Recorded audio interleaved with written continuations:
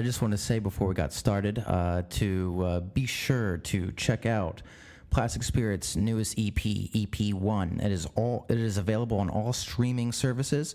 Also, be sure to check out Uncle Scam's newest EP called Smearlap, which actually means bastard in Dutch. Also, Legal Threat's newest EP, Print Goodbye World. And if you're not following us on Instagram or Twitter, please do so. It is under Autolysis Records. Also, be sure to check out our website, autolysisrecords.com. Thanks for tuning in. Hello, and welcome to Autolysis Radio. Thank you for joining me. This is Dan Fry, your host of Autolysis Radio. I guess I should start off with a little introduction about myself. I've been a little quiet with just having the jam sessions, and that's been fun and a lot of fun, and I've actually been really enjoying it, and I plan on continuing the jam sessions, but I feel like maybe have a few jam sessions and then drop a little news and some information about the label and some other exciting things. And if you don't know about us already, we are a record label, independent record label. We also, or I guess I do all this, so I guess maybe I should just say I don't know. What's more politically correct? So I'm writing reviews for albums that I enjoy, that I wish to share with the world. Some albums that I really do enjoy. This has actually been really nice. Just really diving deep into albums. Actually, lately I have to admit, I wrote a review for an album for Plaid, their newest album, Polymer. And I cannot stop listening to it. Just keep listening to it and listening to it. I haven't even mentioned it in my reviews, just because that would kind of detract from the whole writing a review for another artist's album. So I wouldn't dare do that. But seriously, this album has been consuming me. And in a fantastic way. It's a very good album and totally worth listening to. And I'm not endorsing. I'm not getting anything. They're not even, they're on Warp. These guys are famous. So anyway, so yes, all right. Yet I digress. So I decided to break it up a little bit from the jam sessions, maybe make things a little interesting. I like to bring in artists to interview occasionally, and talk about some releases that we're doing. We just actually released Plastic Spirit's first EP, and you all need to listen to it. No joke. Plastic Spirit is a fantastic, very talented artist. And his first EP is totally worth listening to. And I actually got to listen to his second release, a few tracks. He's still working on it. And I tell you, it's absolutely incredible. So, yes, be on the lookout for his next EP, or actually, no, sorry, his LP. It's coming out in the near future. So, with plans on the label, we are going to be doing digital releases but I feel like it's most important to be releasing vinyl. And I'm also doing my research into releasing tape, cassette tape, which would be great. And considering, and let's be honest here, actually the cost to produce tape, it's pretty nice to produce 100 tapes with the J sleeve and in the case. It's like $250. So they come about to $2.50 per tape. So however much you sell that for, between $5 and $8 is, it seems pretty, I guess is all right, but realistic. So unless we do a really interesting tape cover. And vinyl is definitely going to be the number one for us. We're very excited about that, and can't wait to release some music on vinyl. So we actually are going to be doing digital releases, of course, because it makes sense. We want people to listen to our music. So, but we want to have vinyl and cassette as another means to spread the music and the love, of course. So, we have some collaborations on the way. Actually, I'm collaborating with a few people. Plastic Spirits, one of them. Another one is Chaos Studio out of France. I've actually been really excited about that. I'm talking to him about forming a little band, a little side project band. So that's actually really exciting. I'm super stoked about that. Chaos Studio guy is incredible. He's got a really incredible talent. He has a way of finding just finding chords and breaking up songs and structures, and I don't know, and adding a haunting feel to it. If you check out Chaos Studio, he's got this kind of old school 1970s, 1980s horror film kind of sound going on with it, and it's just super sick. And he's a very talented graphic artist. It's totally worth checking this guy out. He has a track called Children Must Be Eaten.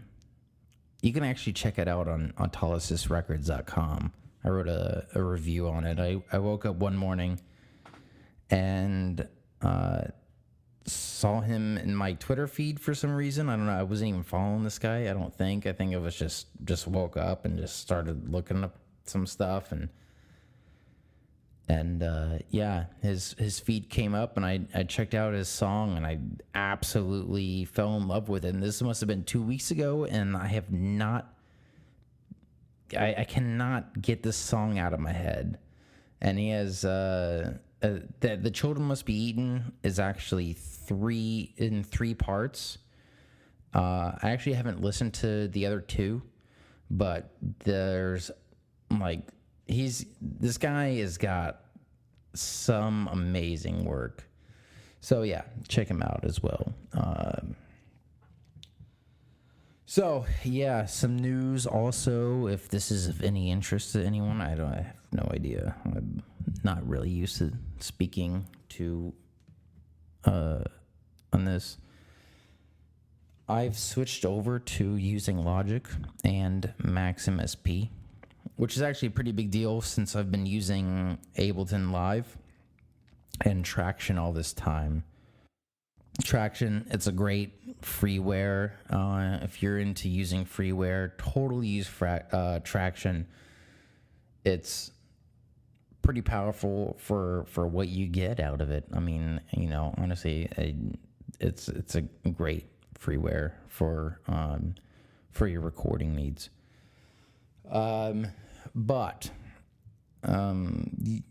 the switch over to Logic, I've been hearing a lot of good things about Logic. I've been reading a lot of about a lot of artists using Logic, and also both Logic and Maxim SP. Some of my favorite artists are using both of those, and I guess it makes the most sense. And for price wise, it's really I'm paying for Maxim SP $100 a year for just for that license, and then for Logic it's only $200. So I mean, compared to using Ableton, it's $800. But yes, you get the DAW, you get the sampling, and you get Max for Live. But I just can't do it at this moment. What else we got going on? I guess I should go on to my approach to creating music. Yes, so I go under. I guess I should clarify a bit. I go under 2 monikers. My first one was Unkool Scam. I came up with that when I was 18, and I kind of stuck ever since. And also, my other moniker is Legal Threat. So with Unkool Scam, it's kind of the hip hop kind of IDM kind of stuff. That rawness kind of sound. And then with Legal Threat, it's kind of the IDM breakcore, drum and bass noise. I may kind of delve into other things, but Legal Threat's more the experimental stuff. My approach to creating music, if anyone's interested, I have my approach kind of goes all over the place. I mean, I like a lot of hardware. I'm a hardware kind of guy. I have a wide array of instruments, and if you watch the YouTube videos that I've put up, these you can see all the gear that I'm using. I'm using a 4-track recorder. I'm using a Korg Electribe, 2 Korg Electribes. I'm using a micro Korg, a Electro Harmonics 45,000 looper, which is amazing, and my turntable. I've been actually using that on my live recordings and my podcast jams. For I actually just put my needle at the end of the record and just let it kind of get that end of the record sound, which is actually quite nice. Adds a nice warmth to the whole experience. And then I also plug some of my instruments to my tube preamp, which kind of fattens up everything to make it not sound so dry. And so when I'm creating music, I'm kind of just, it depends. Honestly, I felt like at the beginning when I did this podcast, I was feeling good. I was like, man, this is cool. I'm just going to go at it and just go to town. I got a bunch of these samples. And as I was starting go along, creating, just doing these jam sessions, the first one was good. The second one was good. The third one was good. But then the third one became a little bit more orchestrated. Because actually what I was doing, I was going in and searching for samples, loading them up in my sampler so I can put them into my songs or in my jam sessions as I'm playing along. And then it started feeling a lot less like jamming because I started getting like, I mean, I guess there's nothing wrong with the preparation.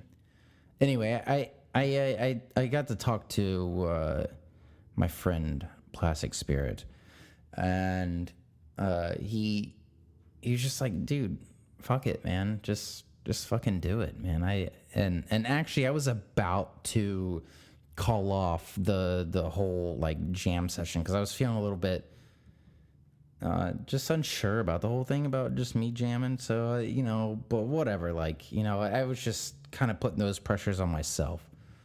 So those pressures don't matter anymore. Gonna throw them away. Throw them away! So now they are thrown away permanently. And the cooking session is now in full effect forever. And something that you can expect from Autolysis Records. Also, between those cooking sessions, we are actually also going to be doing these kind of hoedowns, talking, hanging out, sharing the news, albums, interviewing.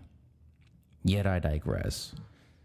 So now would be a perfect time to listen to a little bit of music. Enjoy.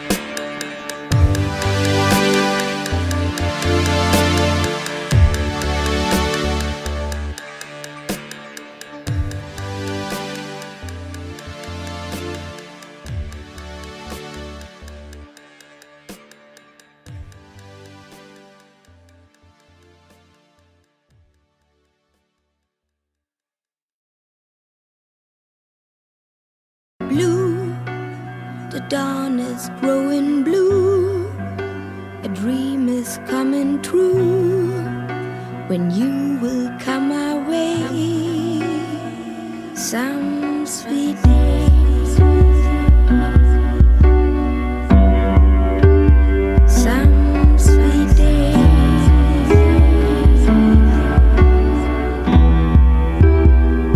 Some sweet day.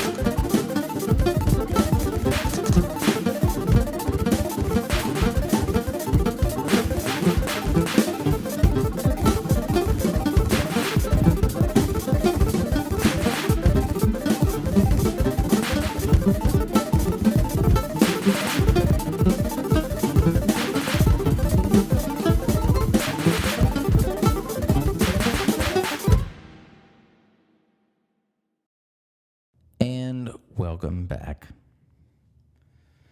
So, I guess what we can do to make things a little interesting for this podcast is, well, what better than to talk about myself?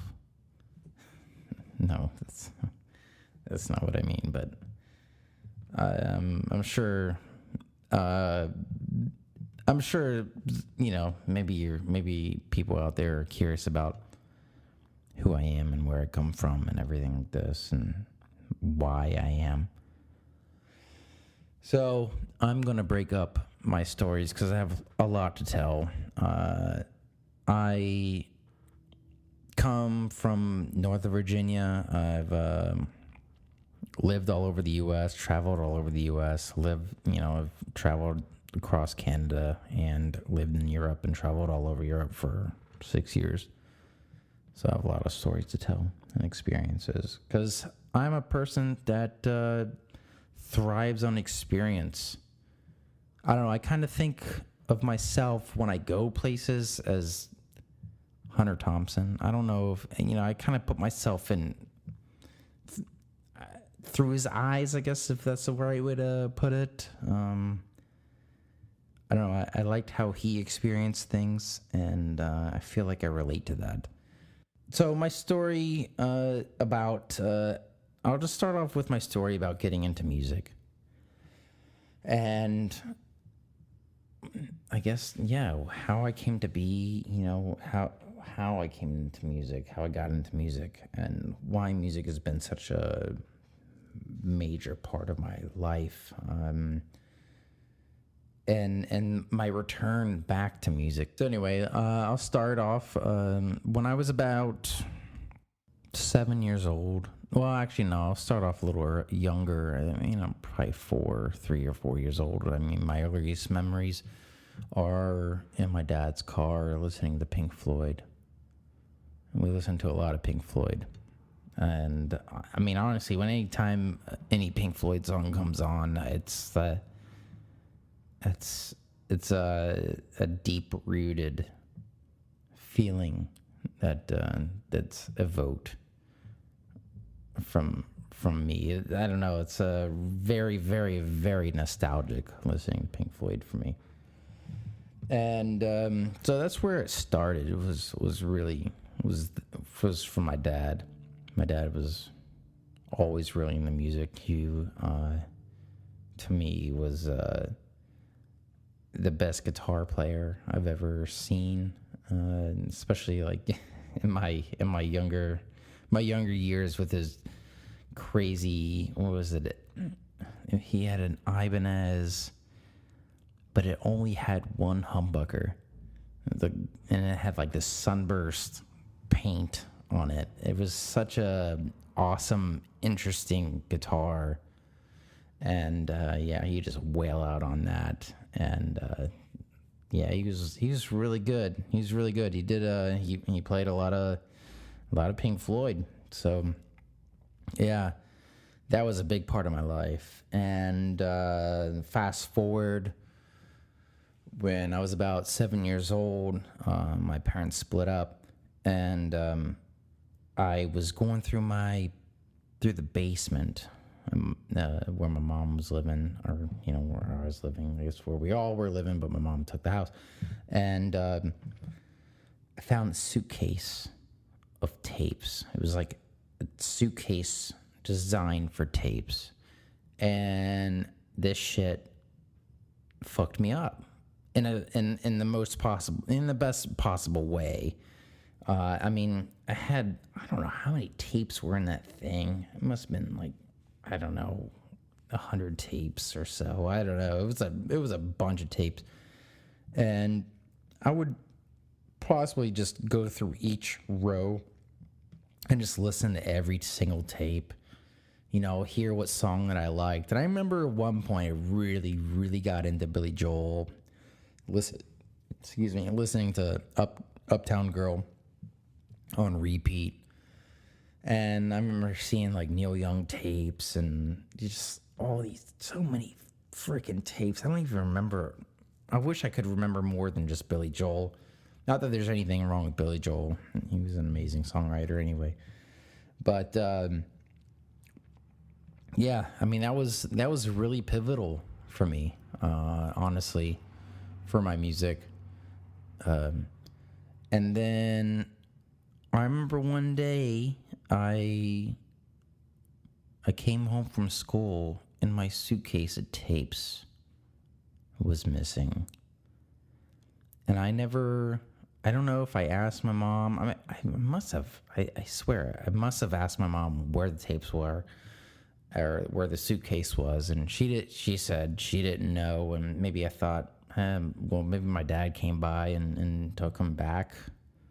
But I never, when I would go to his house on the weekend, that it wasn't there. So I have no idea. It was just gone. So anyway, I moved forward and started listening to the radio constantly. I actually didn't even watch TV. I just listened to the radio constantly. When I wake up, I listen to the radio. And then I discovered Howard Stern. So then I would listen to the radio. I listened to DC 101, listen to some rock music, and then I would put on some Howard Stern at when I was 9 years old, which is totally just crazy. Well, that's what I did. And I go to school, come home, listen to some more radio. I had 2 stations I listened to.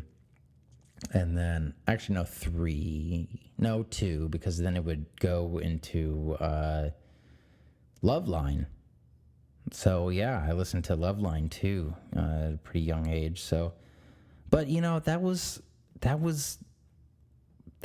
awesome, waiting for those segments, hearing these, listening to these conversations, people calling in. I don't know. I mean, I was too young to really understand what any of this stuff was, and I could barely maybe even recall a phone conversation that was made then.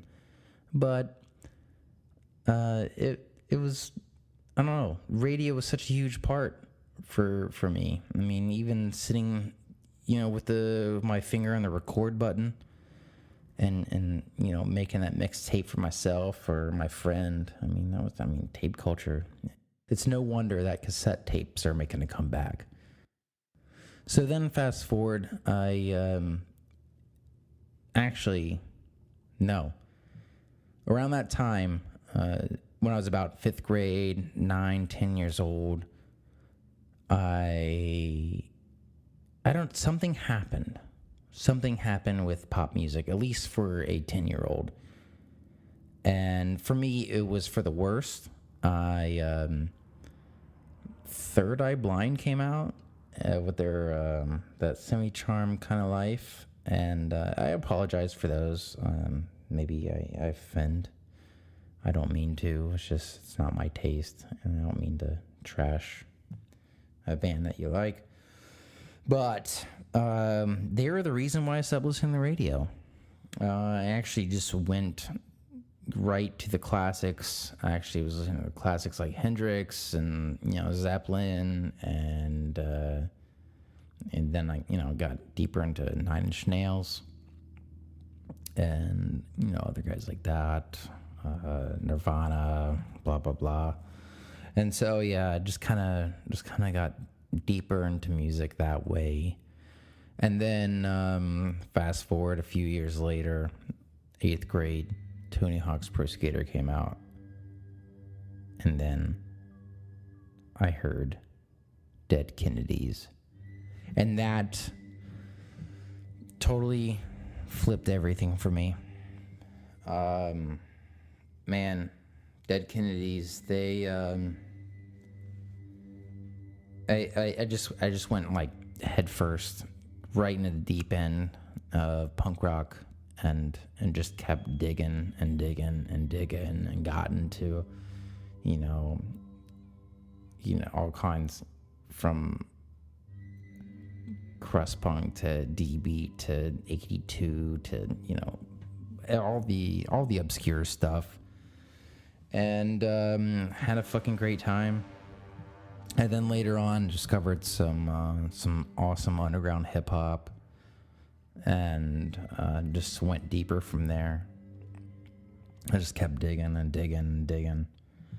And then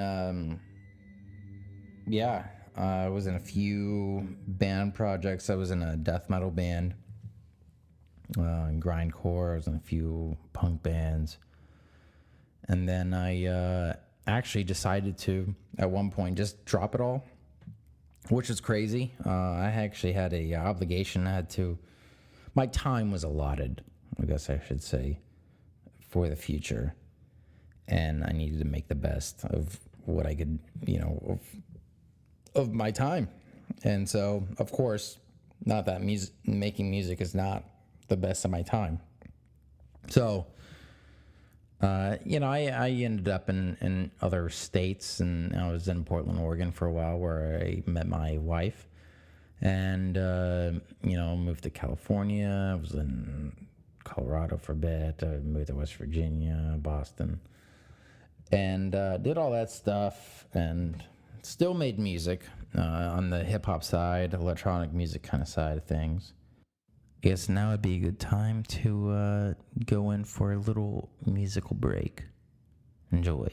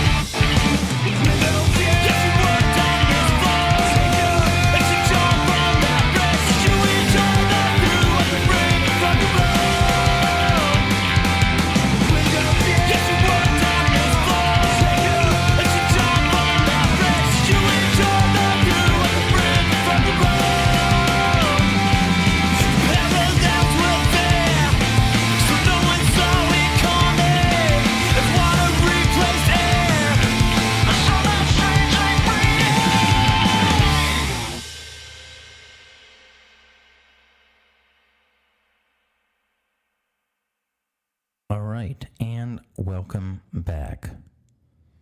Glad you can be here with us. So we had a few artists there played for you. We had Steye, who's a friend of mine out of Ohio. We had a collaboration that I did with Chaos Studio. It's our newest track together. And then of a track by a friend of mine, they just released their EP, their punk band called Friendly Fire. Yes, I hope you enjoyed. And I should also mention that we are looking for other people to interview, artists, what have you. We like to bring you on board and figure out a way we can do this. And be on the lookout for upcoming podcast. I was talking with Plastic Spirit. I guess, do I call them by their moniker? I don't know how all this works. But anyway, I was talking with Plastic Spirit earlier today, and he's actually going to be doing an upcoming cooking session, which I'm actually really excited to hear what he's got to offer. And and be on the lookout for more improvised cooking sessions coming up in the near future from our fellow artist. All right. And I guess I'm going to be signing out from here. Thank you for listening. Thank you for tuning in. And please subscribe. Check out our Patreon. If you can be a Patreon member for Autolysis Records, that'd be fantastic. It would help us out a lot. And if not, whatever. It's cool, man. Just hope you enjoy the music. Listen and stay tuned. Follow us on Instagram, Twitter, and definitely not Facebook, because I'm not on that yet, unless I'm convinced otherwise. Anyway, yes, thank you, and have a wonderful day. Bye.